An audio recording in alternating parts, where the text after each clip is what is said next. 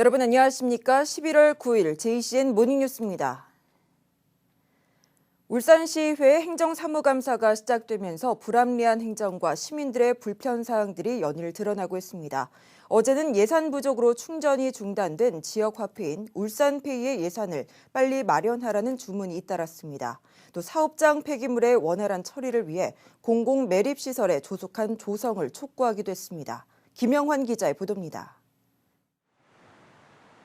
울산의 지역화폐 발행 금액이 7대 특광역시 가운데 가장 낮은 것으로 나타났습니다. 올해 4,510억 원을 발행했는데 그마저도 모두 소진되면서 지난 4일부터 충전이 중단됐습니다. 울산시의회 행정사무감사에서 예산을 조속히 확보해달라는 주문이 잇따랐습니다. 시에서 선제적으로 대응을 해서 지방에 그런 지원을 이끌어내야 된다고 생각을 하고요. 정부가 지역화폐 예산 삭감 입장을 밝힌 가운데 지자체 차원의 대책 마련이 시급하다는 주장도 나왔습니다.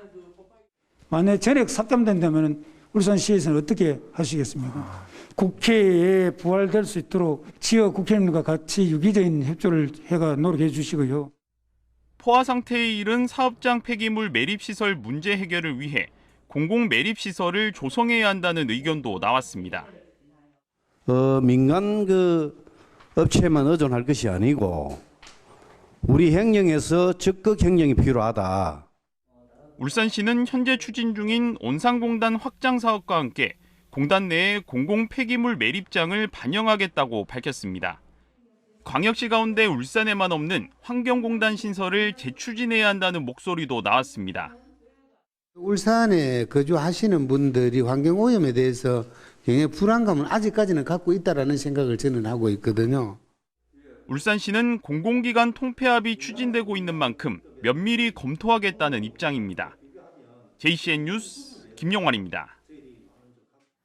국민의힘 권태호 시의원은 어제 열린 울산시 시민안전실에 대한 행정사무감사에서 연말에 많은 인파가 몰리는 행사들에 대한 안전계획 마련을 울산시에 촉구했습니다. 권 의원은 크리스마스와 해돋이 등 연말에 각종 행사가 예정돼 있고 주최측이 없는 행사들도 있다며 이태원과 유사한 사건이 발생하지 않도록 안전대책을 마련할 것을 요구했습니다.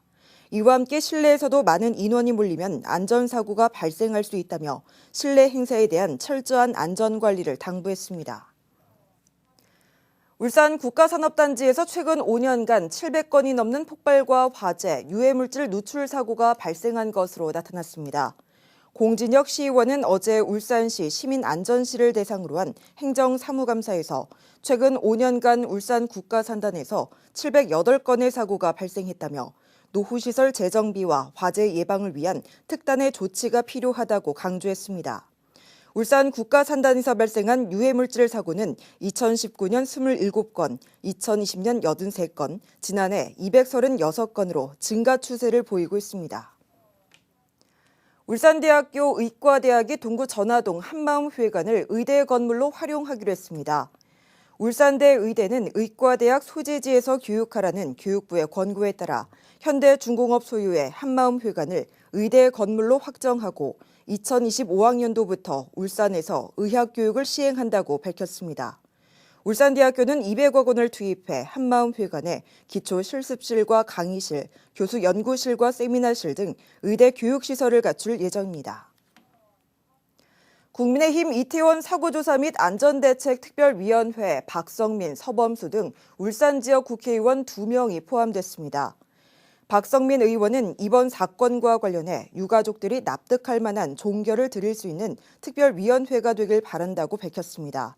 서범수 의원은 여야를 떠나 세월 후 이후에도 변한 게 없는 국가안전 시스템에 대해 냉철하게 살펴보겠다며 다시는 이 같은 참사가 발생하지 않도록 제도 개선에 총력을 기울이겠다고 강조했습니다. 동구청이 서울 이태원 참사와 관련해 지난 7일부터 오는 14일까지 지역 사업에 대한 합동 점검에 들어간 가운데 어제는 김종훈 구청장이 동구 평생학습관 공사 현장과 동울산 종합시장 등을 방문해 안전 점검을 실시했습니다. 김 구청장은 어제 현장 점검에서 안전수칙 준수와 안전시설물 설치 여부 등을 직접 살피고 안전을 최우선으로 공사해 줄 것을 당부했습니다. 동구청은 이태원 참사 이후 지난달 31일부터 관내 주요 사업장 30개소에 대해 합동 안전점검을 실시하고 있으며 다중 이용시설 10개소에 대해서도 점검을 실시할 예정입니다. 국내 첫 특별자치단체 설립을 시도했던 부울경특별연합이 공식적인 폐지 절차에 들어갔습니다. 울산시와 부산시, 경상남도는 지난 7일 특별연합 규약 폐지안을 행정 공개했습니다. 3개 시도는 행정예고문에서 부울경특별연합을 부울경초광역경제동맹으로 전환해서 추진하기로 합의함에 따라 규약을 폐지한다고 밝혔습니다. 규약 폐지안은 오는 28일까지 예고기간을 거쳐 12월 중으로 시도의회를 통과한 뒤 행정안전부의 승인을 받고 최종 고시하는 절차를 밟게 됩니다. 울산시가 국회 예산결산특별위원들을 상대로 내년도 국비 확보 활동에 나섰습니다. 울산시는 어제 국회 예결특위 위원들을 차례로 만나 울산시가 중점 추진 중인 사업 20건, 775억 원에 대한 국비 증액을 건의했습니다. 국비 증액이 필요한 사업들은 조선해양처리장 제조산업 디지털 전환과 영남권 국제숙련기술진흥원 건립, 울산정원 지원센터 건립 등입니다. 울주배 미국 수출 판촉 홍보단이 지난 1일부터 어제까지 미국 현지에서 울주배 시식과 홍보 행사를 가졌습니다.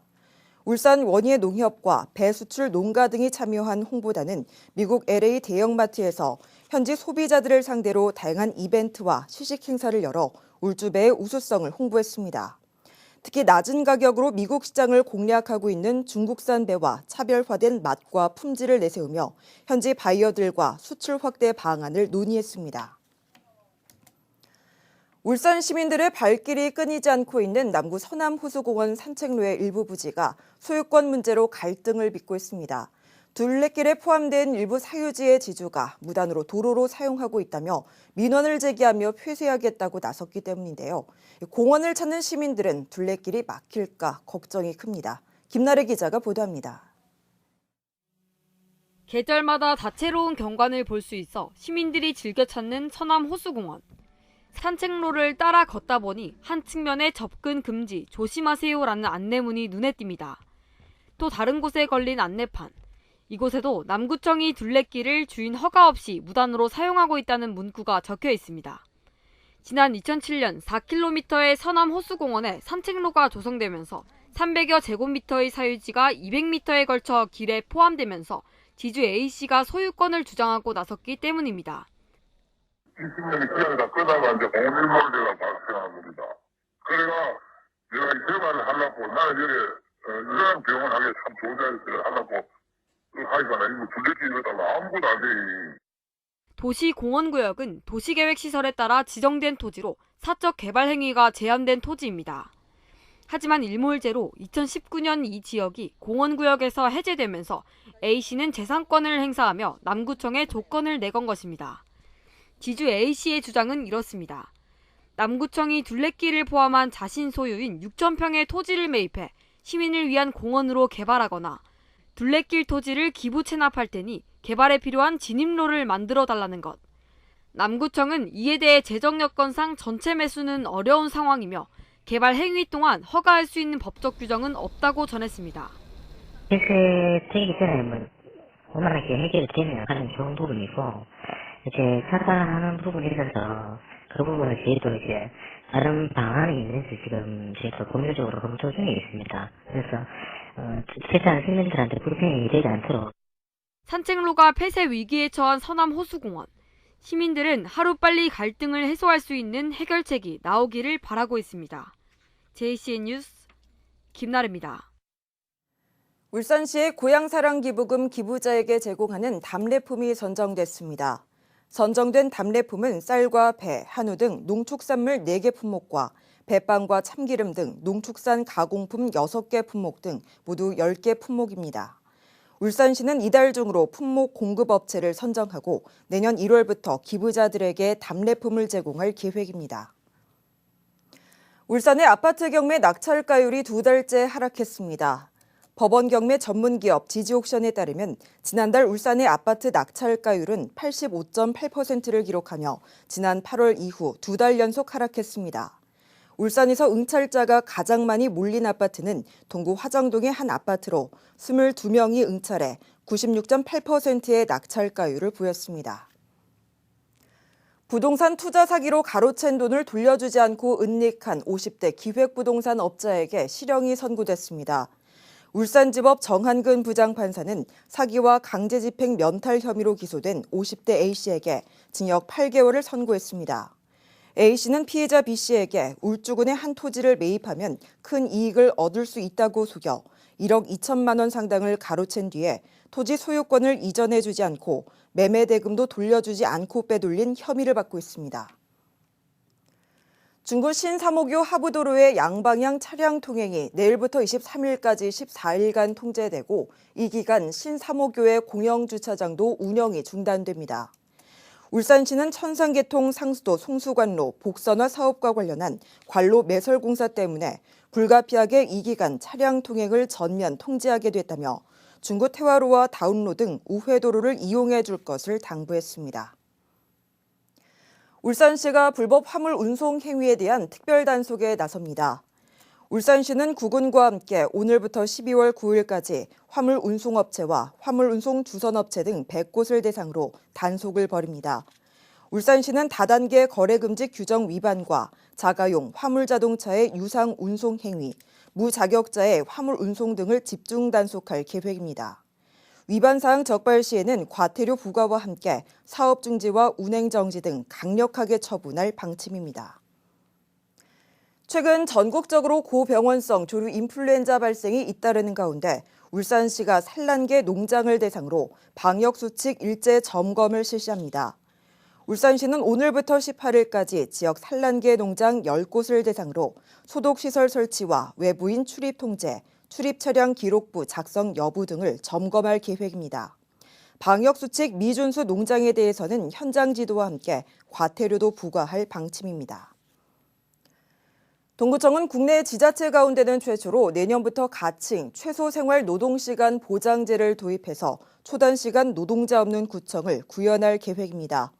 최소생활노동시간 보장제는 동구청과 산하기관, 민간 위탁시설에서 일하는 주 15시간 미만 노동자가 대상이며 주 15시간 이상 근무 시간을 보장함으로써 주휴수당과 연차수당, 실업급여 등의 혜택이 가능해집니다.